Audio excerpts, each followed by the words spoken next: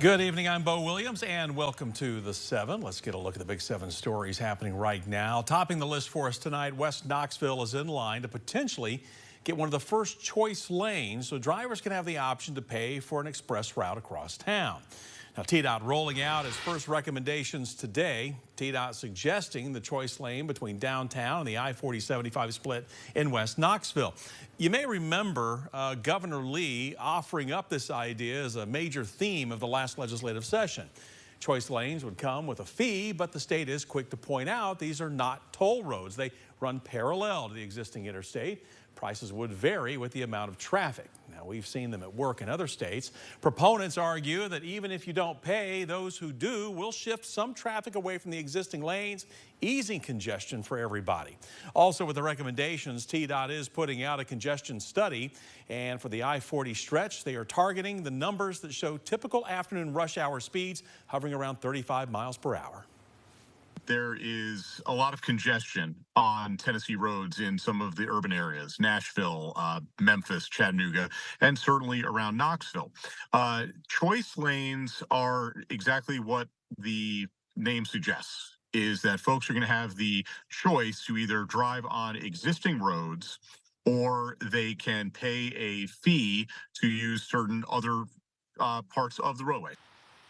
So you heard Mark Nagy there kind of describing what a choice lane is, in case you were wondering, as you heard from Nagy mentioning those choice lanes in the research. Also, it's in the planning stages, a long way away from building and driving on. But coming up a bit later in the newscast, we're going to show you another project getting the nod in TDOT's plans, aiming to improve a bottleneck at one of Tennessee's state lines. Tennessee Democrats taking the opportunity today to criticize Governor Lee's big transportation plan, saying it lacks courage and vision. As a matter of fact, they say in a statement that they'll continue to offer an alternative, quote, sustainable transportation system for our urban and rural communities and better protect the lives of pedestrians, cyclists, and motorists, end quote. Our next Big 7 at 7 for you tonight, a better look at what could have been a fatal encounter. It comes with new answers about what happened near the start of the month when a Knoxville police officer fired a shot while responding to a call in the West Hills area. KPD today releasing this body camera video you see behind me here from the early morning hours. This was back on December 2nd. The house you see is on Pembrokeshire Lane. The video shows an officer ringing a doorbell, then walking away when she is surprised by someone opening the garage door.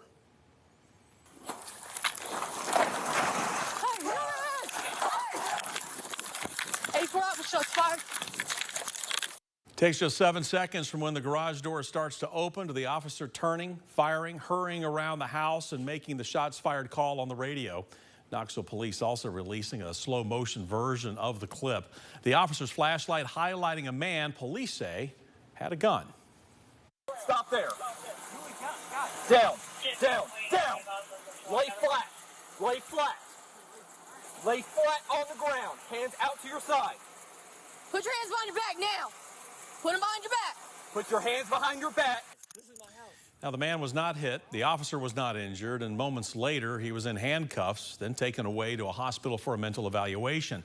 According to KPD, this started with someone texting "need help ASAP" to the Knox County 911's text to 911 system. In the body cam recording, the man taken into custody is heard saying he sent the text message and tells the officers he was trapped in his garage, but it's not clear exactly why. Police also sharing a picture of the gun found after the incident. The department's internal administrative investigation still ongoing. As for the officer who fired, she was put on administrative leave. That's routine in a shooting investigation, but the officer is now back to their previous duty assignment. Our next Big 7 story for you right now, a law enforcement encounter also caught on camera. This time, though, from above, showing a traffic stop. This is in Roane County, and the arrest of a man wanted for attempted first-degree murder. The suspects crashing their vehicle and scattering into the woods. Roane County sharing drone footage of this incident as it played out. Now, when you look here, right there toward the bottom of the screen, see that car moving? You can see the drone shadow locating where the driver was hiding with infrared technology. William Battle is currently wanted in Ohio and New York on multiple counts of attempted first-degree murder. When asked how he got into Tennessee, Battle said he, quote, got off on the wrong exit, end quote. We're told local charges are pending as well. Our next Big 7 story, a scary situation becomes a lesson for drivers. The Morristown Police Department wanting to bring awareness to everyone after one of their cruisers was hit by a truck just last week. You know, this started last week after a Morristown cruiser, as we mentioned, was working the scene of a traffic crash. This was on 25E. We're told the officers' emergency lights were activated to shield citizens and other first responders at a traffic crash site. That is when the cruiser was struck by a truck that had failed to move over. If you see the vehicle, they got their emergency flashers going or they got their hazards going, the law states that you need to move over or attempt to move over. And if you can't do it in a safe situation, because sometimes you can't dictate the situation, at least slow down. It's not to a specific amount. We like to tell people at least 10 miles under the speed limit. Officer Davis tells us the driver of the truck has called the police department to apologize to the officer. Davis continues saying that he has no ill will toward the driver and is just happy that they are both okay. Our next Big 7 story tonight, an effort to save a historic church from the wrecking ball. The building, located at the corner of Washington Avenue and Polk Street in the historic Edgewood Park City community. The building has been vacant for, well, over a decade and was deemed unsafe by the city.